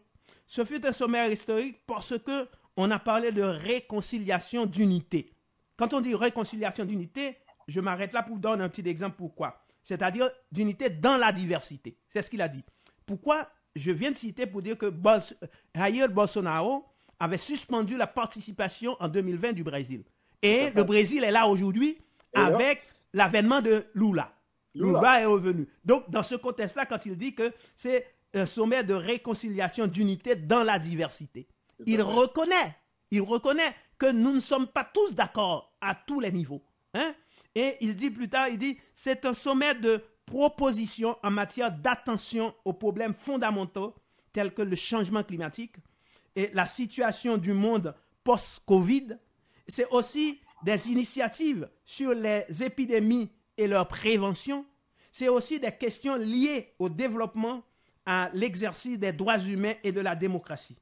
Et quand on lui a posé la question à savoir, est-ce que ces pays-là se sont prononcés tous contre l'embargo, il dit qu'une dizaine de pays se sont prononcés avec force contre le blocus de Cuba. Une dizaine de pays avec force. Donc c'est pour montrer, et c'est cohérent ce discours, c'est pour montrer que dans la diversité, ils s'entendent, mais il y a des gens qui se mettent debout aussi face à l'empire du moment, du milieu, aux États-Unis. Ce n'est pas vrai aujourd'hui, parce que les États-Unis intervenaient souvent, Donald, c'est-à-dire quand les États-Unis n'envoyaient pas des troupes pour faire des coups d'État, pour assassiner des dirigeants qui se mettaient face à eux, maintenant, ce qu'ils utilisent, ils utilisent ce qu'on appelle la juridisation de la politique. C'est-à-dire des parlements, des lois pour évincer, pour se défaire des gouvernements progressistes. Tu as vu, M. Biden, quand il est venu au pouvoir la première année, il a mis sur pied ce qu'il appelle un sommet des Amériques, qui a été complètement une catastrophe. En effet. Une catastrophe. Ça veut dire qu'il y a des pays qui ne sont même pas présentés, ils n'ont pas été voir, puis dans le fond, il a essayé encore une deuxième fois, puis il est obligé d'abandonner. Ça veut dire que même son sommet des Amériques, contrôlé par l'OEA et contrôlé par les États-Unis, ne fonctionne plus. C'est pour ça que le CELAC est tellement fondamental qu'on crée ce mouvement-là. Pourquoi? Comme tu dis, il y a une unité dans la diversité. Quand on parle de le sommet des Amériques contrôlé par les États-Unis et l'OEA, on ne parle pas de l'unité par la diversité. On parle de l'unité sur les États-Unis qui mènent. C'est ça que ça veut dire. En effet. Parce que l'autre, le CELAC, dit c'est l'unité, mais à travers la diversité. Comme tu as dit, il y a 10 pays qui ont soutenu, finalement, qui sont contre l'embargo des États-Unis vis-à-vis de Cuba. Pas tous les pays du CELAC étaient d'accord avec ça, mais c'est le débat, c'est les échanges des idées. Puis peut-être la prochaine fois, dans 4 ans, plutôt que d'avoir 10 pays, peut-être qu'il va en avoir 15. Attention, Donald. Ce qu'il a dit là-dedans, parce que moi, je peux dire que je connais un peu le langage latino-américain, puisque j'y baille dedans, je fais mon métier aussi, c'est-à-dire l'histoire de l'Amérique latine. Et quand il dit ça, ça ne veut pas dire que les autres étaient d'accord pour le blocus. Ce qu'il dit de manière ferme et affirmée. C'est-à-dire que les autres qui sont encore, c'est-à-dire qui se sentent gênés, qui dépendent encore des États-Unis dans certains sens, ces gens-là ne se sont pas prononcés clairement. mais il dénote que 10 pays Non. se sont clairement et de manière sans embâche prononcés contre le blocus. Donc les autres, ça ne veut pas dire qu'ils étaient pour. Non, non, mais il faut comprendre aussi que le CELAT existe dans un monde où les États-Unis ont encore beaucoup de pouvoir. Et Exactement. donc, ces gens-là voient la réalité avec la position des États-Unis en Amérique latine. Mhm. Ils le voient finalement que ce grand monstre impérialiste est prêt à tout faire. Mhm. Donc, c'est pour ça que ça prend du temps, ça prend des discussions, mais effectivement, on voit que ça avance d'une façon assez inouïe. Hein? La vitesse avec laquelle le CELAT s'est développé jusqu'à aujourd'hui, c'est vraiment à une vitesse inouïe, Ishmael. Vraiment, là. Et donc, on voit que petit à petit, ça s'en va dans une bonne direction. Puis de plus en plus, les États-Unis sont de plus en plus isolés. Isolés. Et tu viens de citer le mot isolé. Isolé dans le sens où on a même parlé de la possibilité d'une monnaie commune de la zone pour faire face au dollar. Parce qu'on se rappelle, et les États-Unis sont sortis de ce qu'on appelle, c'est-à-dire l'étalon d'or, pour faire en sorte que tout passe par le dollar, les prix soient fixés par le dollar, tout ça. Donc les États-Unis ont ce privilège, cet avantage sur les autres pays parce qu'ils peuvent se permettre d'imprimer des billets, ce que d'autres pays ne peuvent pas faire. Et ils achètent exactement à volonté. À volonté. Et justement, et c'est ce privilège qu'il a sur les autres pays. C'est-à-dire, les États-Unis ne peuvent jamais se retrouver dans des situations trop difficiles, même si on sait l'Empire est en décadence. C'est-à-dire, l'Empire régresse. De toute façon, l'Empire doit s'effacer à un certain moment. Mais par contre, il a encore le privilège de pouvoir imprimer des billets verts, de s'acheter et de payer ses dettes, tandis que d'autres pays ne peuvent pas le faire, créer de l'inflation un peu partout à travers le monde, c'est-à-dire donc d'autres pays. Donc, de plus en plus, avec la CELAC et aussi ce qu'on appelle le BRICS, parce qu'il y a aujourd'hui près de 5 pays qui ont demandé de se joindre au BRICS, encore dans le même contexte, l'objectif de s'effacer, c'est-à-dire de la prédominance des États-Unis avec le privilège de pouvoir d'acheter tout avec le dollar. D'ailleurs, on voit les États-Unis qui saisissent l'argent des autres pays parce que, soi-disant, quand les pays-là disent non, sont en phase avec leur soi-disant démocratie, c'est-à-dire des pays qui refusent d'abdiquer devant les États-Unis, mais on voit les États-Unis imposent en fait ces dictats par plusieurs façons, soit par l'intervention directe, comme on le faisait dans le temps, maintenant on ne le fait plus, soit on utilise des laquais dans des pays comme en Haïti avec les Ariel Henry, les Jovenel Moïse, les Martelly, PHTK grosso modo, et comme on fait au Pérou avec ce qu'on appelle Madame Dina Boluarte, c'est les coups d'État qu'on fait en général, par exemple en Équateur, avec celui qui est là, c'est quelqu'un qui applique la politique des États-Unis. Donc, de plus en plus, les peuples s'affirment. Il y a des regroupements qui soulèvent la possibilité de recouvrer ce qu'on appelle leur dignité, Donald. Donc, moi, je pense que c'est de bon augure. C'est-à-dire que quand les gens ne restent pas stables, dit-on, les peuples qui perdent, c'est ceux-là qui ne luttent pas. Et c'est une façon de lutter. Vas-y, Donald. Il faut voir aussi, c'est pour ça que les États-Unis mènent la bataille pour maintenir leur hégémonie militaire sur la planète, dont l'Ukraine fait partie. OK? C'est clair, ça. Parce qu'ils savent que dans le reste du monde, il y a de plus en plus de pays qui se détachent du contrôle des États-Unis. Comme tu as dit, il y a maintenant de plus en plus de pays qui veulent rejoindre le BRICS. Il y en a d'autres qui, dans l'Amérique latine, de plus en plus, qui vont rejoindre le CELAT. Puis tout ça va se réunir à travers la planète aujourd'hui. D'ailleurs, ils se rencontrent finalement un peu partout dans le monde. Ça veut dire que finalement, les États-Unis essaient toujours de démontrer qu'il est la puissance hégémonique sur la planète, quand ce n'est pas tout à fait vrai, c'est complètement faux. Si les États-Unis ont véritablement une puissance, c'est encore avec les gens qui sont en Europe, puis qui contrôlent l'Europe, Mais à partir de là, tout le reste est en train de décliner vis-à-vis des États-Unis. Et c'est pas pour rien que les États-Unis se sont précipités sur Joe Biden de se réinventer et de se repositionner en Afrique, parce qu'ils voient que finalement, ils ne sont plus en Afrique. Donc, vous voyez, fait que les États-Unis peuvent dire beaucoup de choses, mais les gestes qu'ils posent pour maintenir leur hégémonie, surtout militaire, parce que c'est ça qui leur donne cette hégémonie-là, c'est le militaire, fait dire que finalement, dans d'autres domaines, ils sont en impuissance. En impuissance. Et donc, les pays le voient, ça. Écoute, il y a de plus en plus de pays qui font affaire avec tout le développement économique de la Chine, tout le développement des pays comme l'Inde, tous les pays de développement, même en Afrique du Sud, puis ils ne font plus affaire avec les États-Unis. C'est une réalité, ça, aujourd'hui. Et tu as cité quelque chose, tu viens de citer quelque chose de très important, parce que lors de ces sommets, on invite d'autres dirigeants du monde qui ne sont pas de la zone.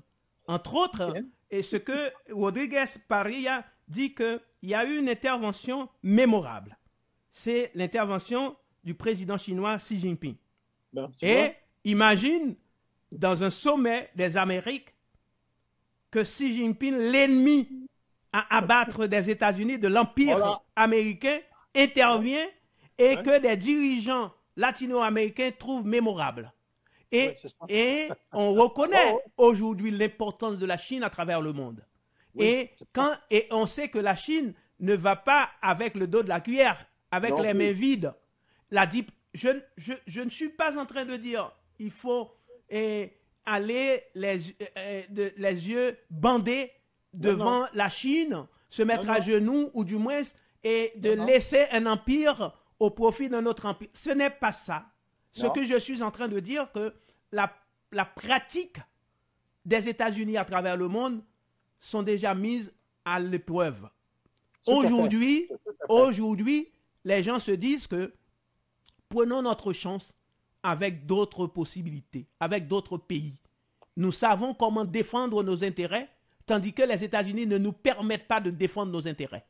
Les États-Unis nous imposent.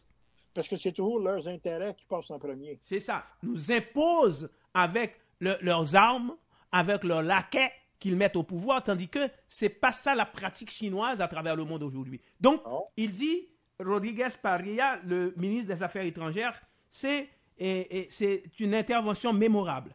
Donc, il a dit, c'est ça, il a dit, cette possibilité offre à la région la possibilité de participer plus activement aux initiatives chinoises pour la sécurité mondiale, pour le développement, pour la création d'une communauté de destin partagé. Bon, voilà. Tu comprends? Tout est là. Ça veut dire que quand on fait... C'est ce qu'on appelle...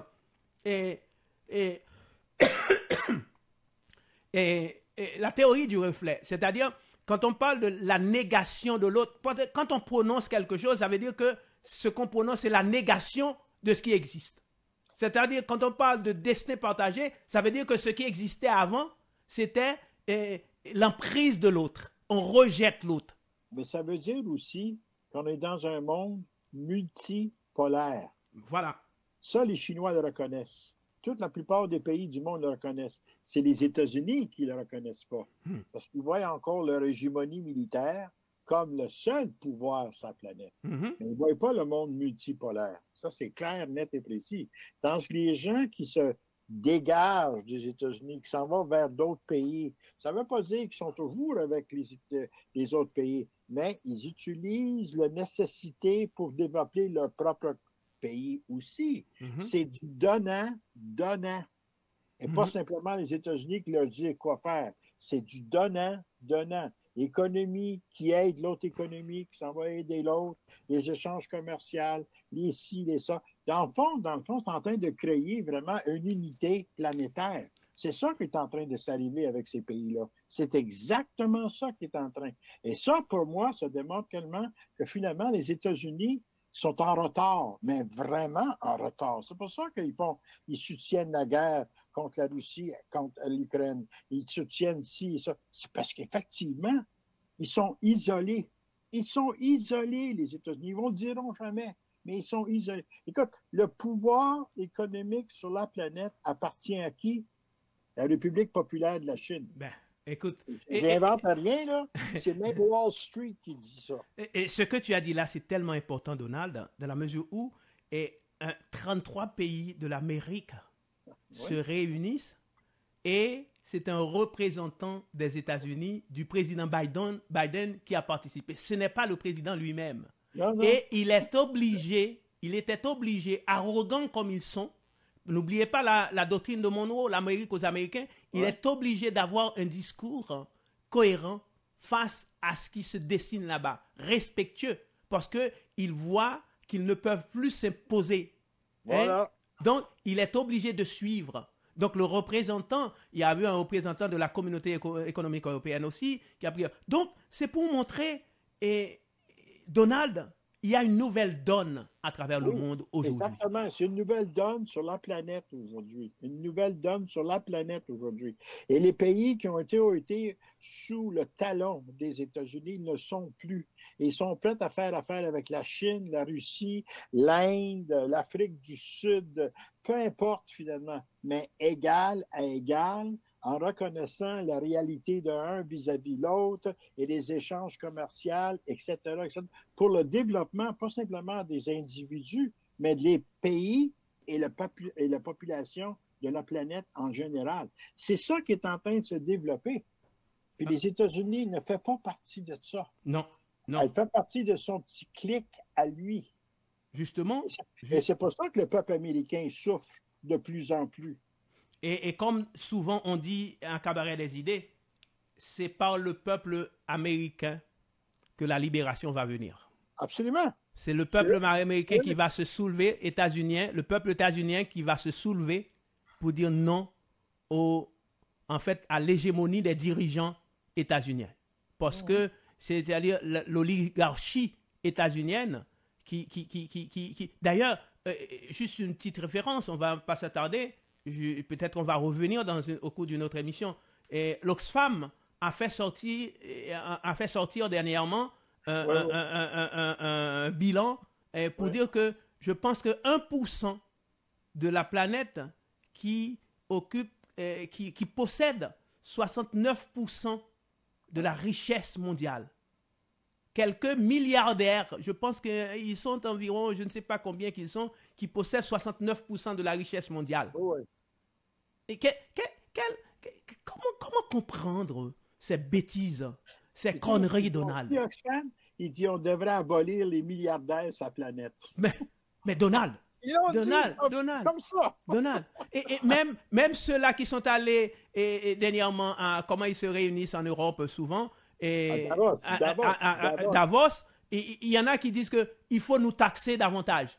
Tandis que les dirigeants politiques qui sont les laquais de ces gens-là refusent de les taxer. Ces mêmes milliardaires disent qu'il faut nous taxer. Le dernier rencontre de Davos, il y a au moins le tiers des milliardaires qui ne se sont pas présentés. Puis les gens sont allés là et disent personne n'écoutait personne. Donc, tu vois, là? Donc, moi, je pense qu'aujourd'hui, il n'est plus que jamais. C'est-à-dire, les gens doivent se rendre à l'évidence. Ils ont le devoir de se rébeller, de se révolter contre ces gens-là, ces choses-là. On revient tout à l'heure, Donald. Nous avons le privilège, Donald, d'avoir depuis l'Afrique, le Sénégal, Chantal Ismé, notre ami, avec nous. Il nous fait le plaisir de se joindre à nous. Comment tu vas, Chantal? Je vois ton visage, mais il paraît que je sais quelle heure il est là-bas, Chantal. Quelle heure là-bas? Minuit et demi. Oh my, donc on lui a pas permis de dormir. Chantal, je sais que je dois te laisser dormir. Merci infiniment. Je sais que tu as joué pieds et mains pour pouvoir être avec nous ce soir. Dis-nous comment ça va là-bas, au Sénégal. Comment ça va? Bon, je ne pourrais pas le dire parce que, en fait, j'ai passé la majeure du temps en Guinée. En Guinée? Ouais, je peux plus parler de la Guinée que du Sénégal. Eh bien, parle-moi de l'Afrique. Parle-moi de l'Afrique. Je ne peux pas parler de l'Afrique, je n'ai pas vu toute l'Afrique. Deux pays, mais parle-nous de la Guinée. De la Guinée, c'est là que j'étais vraiment. Là, je passe voir une copine au Sénégal, mais bon, je suis pas vraiment. Mais bon, je suis passée la majorité du temps en Guinée, comme je disais. Et comment ça a été le voyage? Le voyage, dis-moi, parle-nous de ce voyage, Chantal. Ça a été une expérience très, très, très émotionnelle, très émouvante pour moi. Je sais pas comment dire. En fait, j'ai passé tout le temps, majorité du temps à pleurer parce que ça venait me chercher. Et particulièrement en Guinée où des gens me prenaient pour une autochtone de là-bas. Et les gens se mettaient à me parler poulard, on pensait que j'étais Peul. Et quand je répondais pas, je souriais bêtement. On me demandait pourquoi je parlais pas, c'est comme si je faisais exprès. Et quand je disais que je venais d'Haïti, et puis c'est là que des émotions, les gens me disaient bienvenue, bon retour, tu es ici chez toi. Et ça amène plein d'émotions. Et puis j'ai été visiter quand même. Bon, la première chose, c'est que j'ai été très frappée par la ressemblance physique, géographique, la géographie de la Guinée. Ça ressemble tellement à Haïti. C'est un pays très montagneuse comme Haïti, avec de grandes chaînes de montagnes. Et puis on se croirait vraiment en Haïti. Et la façon d'être des gens, et bon, c'est ça, en gros. Et bon, c'est les mêmes problèmes aussi. Bon, j'ai pas passé assez de temps, je dois le dire très humblement, je ne peux pas faire une analyse de ces sociétés-là. Non, c'est correct, Chantal. J'ai des petites questions à te poser rapidement pour que tu te... Je sais que quand tu vas venir, on va prendre le temps qu'il faut pour nous faire un topo de ce que tu as vu là-bas. Mais on a voulu... chaque vendredi, on t'envoie un lien pour voir s'il était possible d'intervenir. Je savais que c'était difficile. Mais par contre, je disais qu'on va prendre la chance pour ça. Et Chantal, parce que je sais qu'il y a une camarade ici qui fait un travail à Ottawa, c'est Mazel Choublak, qui fait un travail colossal, que j'aime, qui parle de l'alma mater, de l'Afrique, tout ça. Et dans un reportage qu'elle a fait, dans une émission qu'elle a faite, j'ai vu qu'on interviewait des Sénégalais. On leur demandait qu'est-ce qu'ils savaient d'Haïti. Ils répondaient, bon, c'est des gens, bien entendu, des gens de la rue. On ne parlait pas, je sais que les universitaires connaissent beaucoup de choses d'Haïti. Mais les gens de la rue, les gens de la masse, ils disaient que, bon, à partir de 2010, on sait qu'il y a eu une coopération entre Haïti et le Sénégal à cause du tremblement de terre, tout ça. Il y a même qui disaient que c'est comme si Haïti, c'est un pays de l'Afrique, tout ça. Donc, est-ce que là-bas, en Guinée, est-ce que, d'après toi, les gens savent où se trouve Haïti? Les gens... Je ne parle pas des universitaires, mais les gens... Oui. En fait, je dois dire que j'ai été quand même dans le fin fond de la Guinée. J'ai visité la moyenne et la basse, la moyenne Guinée. Je n'ai pas été en Haute-Guinée. Mm-hmm. C'est des endroits à cause de la condition catastrophique des routes, ça m'a pris 14 heures de temps en voiture pour aller à 1500 mètres à l'Elouma. 14 heures retour, route chaoteuse et poussiéreuse. Et rendu là, justement, les villageois, les campagnes, des paysans, des paysannes savaient c'était quoi Haïti. Mais ils savent qu'il y a un endroit qui s'appelle Haïti, mais en tout cas, les gens que j'ai rencontrés ne savaient pas grand-chose. Et je dois dire que les quelques personnes à qui j'ai demandé, ils ne savaient pas. Ils disent que bon, leur seule source de nouvelles, en fait, internationale, c'est France Inter, je ne sais plus quoi, France 25, je ne sais plus quoi. Mais ça vient de la France et ça ne parle pas vraiment d'Haïti, sauf quand il y a une catastrophe, quelque chose. Donc, les gens ne sont pas informés. En tout cas, c'est mon constat. Quand je dis c'est mon constat, je n'ai pas été faire de reportage ni d'analyse, mais de manière comme ça, là, spontanée, empirique, je dirais. Et les gens ne savent pas grand-chose sur ce qui se passe à Haïti, à part qu'il y a eu des séismes. Quand il y a un séisme ou quelque chose de ce genre, ils savent, mais regarde, je viens de te le dire parce que tu n'as pas, je te dis d'un autre reportage qu'une consoeur, qu'une amie fait, donc c'est le même constat. Oui. C'est le même constat. Oui, mais je dirais que les quelques rares interactions que j'ai eues au Sénégal, c'était pareil. Les gens ne savent pas grand-chose d'Haïti, ni ce qui se passe, à part qu'ils savent qu'il y a un endroit qui s'appelle Haïti, où il y a une partie des gens qui sont partis sans revenir, qui s'y trouvent. Même les paysans et les paysannes le savent. Alors que je dis souvent, moi, Haïti devait être considéré pour les Africains comme la Mecque, c'est-à-dire les musulmans à travers le monde, dans leur vie, ils rêvent toujours un jour d'aller à la Mecque. Et donc, les Africains, comme les Haïtiens à un certain moment, moi je dis, c'est là encore ma honte, jusque-là, je n'ai pas eu la chance d'aller dans un pays de l'Afrique, parce que l'île Gorée, en passant, est-ce que tu as eu la chance d'aller à l'île Gorée, non?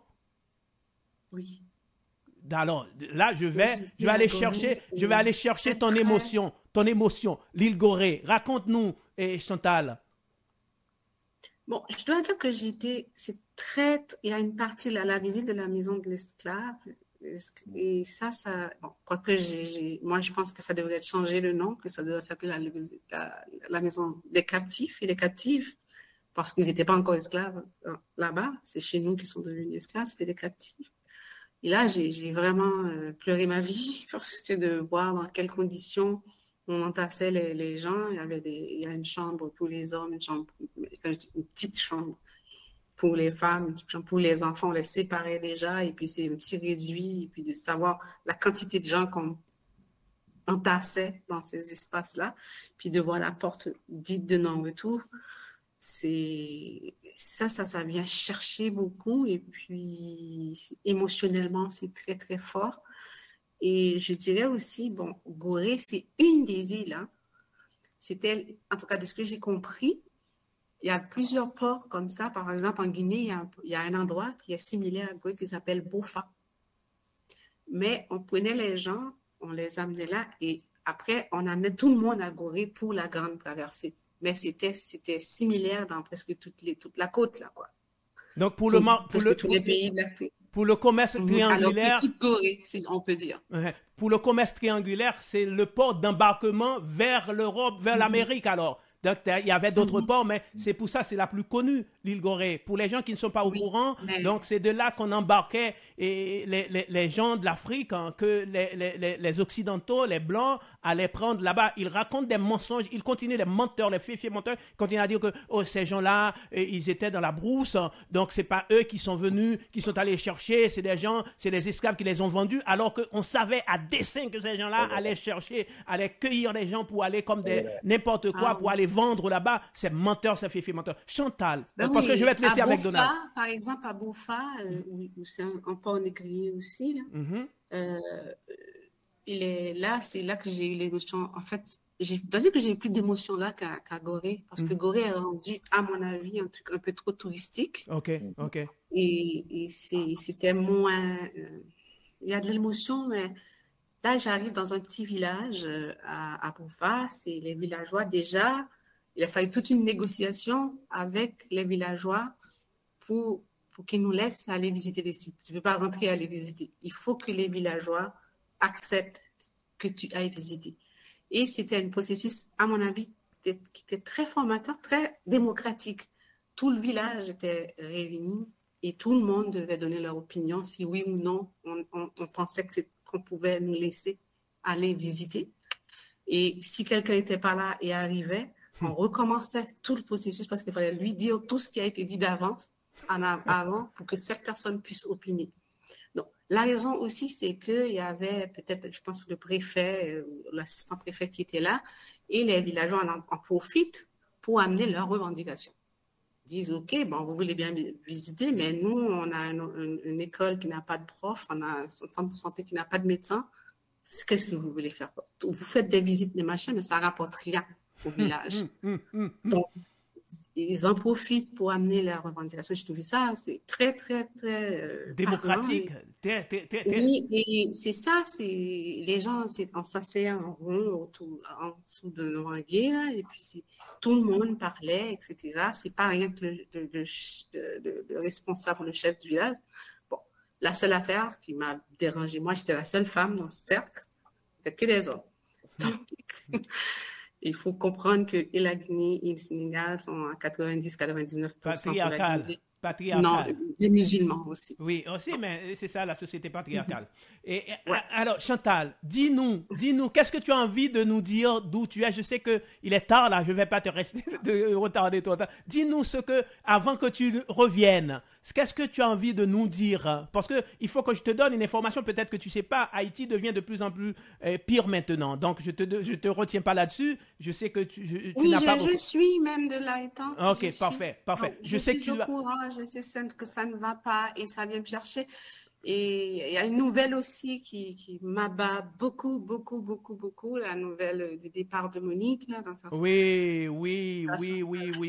Ça m'écrase, je l'avoue que Je n'en ai depuis, pas là, moi, parlé. je pense qu'à rentrer parce que ça vient beaucoup me Je n'en chercher ai aussi. pas parlé parce que je suis en train de concocter une émission pour parler de Monique, parce qu'on ne peut Ouais. pas se permettre de parler de Monique n'importe comment. Tu vois? Je sais, mais je ne peux pas donc- m'empêcher de le Non, dire. non, c'est parce que correct, c'est correct. Moi, c'est une façon de te dire que je n'ai Et pas quand on mentionné est ça du loin, tout. on dirait que c'est plus lourd encore parce qu'on n'a pas son réseau, on n'a Donc, pas les gens, donc Tout à fait. on vit ça encore plus difficilement. d'autant Tout plus à la fait. manière, dirais, la pour manière moi- dont elle est partie, la manière surtout dont elle est partie. C'est ça. Ok. Ce voyage a été très important pour moi. Comme je le dis toujours, j'étais sur les traces de mes ancêtres. Je suis revenue volontairement, je suis revenue libre, pas totalement libérée, mais libre quand même, sans les chaînes. Mhm. Et de voir, des fois, je me demandais, quand je vois les gens dans les rues, si on ne nous avait pas amené là-bas, est-ce que moi, je serais cette madame? Est-ce que qu'est-ce que ça serait si on n'avait pas fait cette traite-là? Donc, je vois un peuple qui est similaire à nous. Je retrouve beaucoup de choses dans nos pratiques et dans nos rituels et même dans notre vocabulaire là-bas, particulièrement en Guinée, comme je dis, parce que j'ai été vraiment dans la campagne et j'ai côtoyé les gens et ça, parce que Dakar, c'est une grande ville, donc c'est pas la même chose. Et même des mots, par exemple, on parle chez nous dans guinéen, mais c'est bien guinéen parce que dans la langue soussou, guinéen veut dire femme. Et il y a toute une légende qui explique pourquoi le mot guinéen existe. Et puis là, moi, j'ai compris pourquoi on dit quand les gens meurent qu'ils s'en vont en Guinée. Pas Guinée, mais Guinée. Donc, bref, beaucoup. Ça a été très formateur et pour moi. Et je pense que c'est une expérience qui me marque. Et je pense que je reviendrai pas comme j'ai été, parce que je suis partie. Et comme tu le dis si bien, Ismaël, je pense que toute personne d'ascendance africaine devrait faire au moins une fois dans leur vie ce voyage-là. D'aller voir, comprendre je sais où on vient et qui on est. Je sais que Donald va te poser une petite question avant que tu partes, mais laissez-moi, c'est la toute petite dernière que je vais te demander. Je sais que chaque fois, par exemple, qu'un Haïtien sorte des États-Unis, de la France, du Canada, dès qu'ils arrivent en Haïti, il y a quelque chose qui vient leur chercher, comme si ils avaient... Est-ce que tu as ressenti ça aussi quand tu as foulé un des sols? Je dis un parce que l'Afrique, c'était 53 pays. Quand on va en Guinée, au Sénégal, on ne peut pas dire qu'on est allé en Afrique. On est allé dans un de ces pays-là. Mais est-ce que tu as ressenti... C'est pour ça, et le peu de temps que j'ai fait aussi, comme je l'ai dit, je fais des observations sociologiques en marchant, en regardant. Comme je dis, je vois beaucoup de similitudes. Je pourrais parler de la corruption que j'ai vue en Guinée, dans l'administration publique. J'ai vu plein de choses. C'est les mêmes problèmes qui... ça, c'est mondial. Ça, c'est mondial. Les conséquences du colonialisme, de l'impérialisme, c'est les mêmes choses. On subit les mêmes dominations, avec les mêmes tares, avec les mêmes problèmes et les mêmes conséquences. Donc, à ce niveau-là, je le vois, mais je vois aussi beaucoup de luttes aussi, comme par exemple demain matin, il y aura le lancement du réseau des féministes sénégalaises et je vais y assister. Donc, et il y a des choses qui se font, il y a des affaires qui se font et j'ai pris quand même la peine d'essayer dans le peu de temps que j'avais, de quand même rencontrer. J'étais pas venue pour ça, moi j'étais venue vraiment pour moi. Vraiment, honnêtement, c'est mes vacances, j'étais pour moi-même, j'étais pas allée pour faire quelque chose, mais la personne que je suis n'a pas pu s'empêcher d'aller chercher des contacts des gens et ça m'a vraiment confortée de voir qu'il y a quelque chose en mouvement là-bas et qu'il y a un mouvement. Et je pense que ça bouge dans tous ces pays-là. Et peut-être à mon retour, j'ai été en fait accompagnée en Guinée par une copine guinéenne qui vit à Montréal. Et elle était prête, vendredi dernier, mais on était trop fatigués pour le faire, à participer à l'émission pour elle aussi donner son point de vue parce que pour elle, c'était aussi une découverte de plein de choses. Eh bien, Parce que les gens qui vivent dans ces pays ne vont pas sur ces sites-là. C'est comme si c'était là, OK, on sait que ça là, mais on ne prend pas le temps. ben, écoutez, Et Chantal, elle aussi, c'était une découverte. je t'attends, de plein de Chantal. choses. Donald, tu as quelque chose à dire à Chantal, non? Non, moi, je vais aller la laisser se coucher. Ok, Parce qu'elle ok. a besoin. Alors, c'est juste la petite dernière, parce que la dernière, c'était pour... Non, j'en ai laisse-moi toujours, poser. avec Chantal, j'en ai toujours une petite dernière. Chantal, je sais que... Alors, ça, c'est moi. Hein? Tu sais, toujours, j'ajoute un petit peu de moi. Je sais que la religion, c'est une barrière. Est-ce que tu parles des luttes, des trucs comme ça? Est-ce que au Sénégal, c'est très religieux quelque part? Est-ce que ça n'a pas constitué une barrière parce que tu parles des luttes des femmes? Est-ce que la religion n'est pas, d'après ton avis, de ce que tu as vu, c'est pas un frein à la lutte proprement dite, non? Comme je l'ai dit, je prétends pas, après avoir passé une semaine ou quelques jours dans un pays, de venir me prononcer sur des choses aussi profondes. Ok. Ce serait très, très, très pas bien de ma part. Mais par contre, je peux dire que moi, les jeunes féministes que j'ai rencontrées elles sont dynamiques. Je vous dis que demain, il y a un lancement. Mais c'est aussi une rencontre intergénérationnelle. Ok. Donc, par contre, je dirais que Dakar, c'est une grande ville, comme je l'ai dit, hein, c'est très ouvert, très tolérant, machin. Par contre, c'est différent en Guinée où j'ai dû moi-même me mettre un fichier en tête parce qu'on me regardait de travers. Donc, Voilà. Alors, Donc, tu as tout dit. Je te libère, ma belle. Merci infiniment d'avoir fait cet exercice pour être avec nos cabarets et des idées. T'es très reconnaissant. Merci infiniment. mais non. Oui, absolument. Écoute, là. Merci. Mais comme je vous dis, je prendrai le temps de décanter tout ça parce que je n'ai pas encore posé. Ah, puis je comprends. On pourra en reparler. Et puis, Ben, bien sûr. Voilà. Bien sûr. Merci. Je t'envoie un bisou. Merci Ciao, infiniment. ciao. Merci à vous. Merci beaucoup. Allez. Au revoir. Au revoir. Ciao.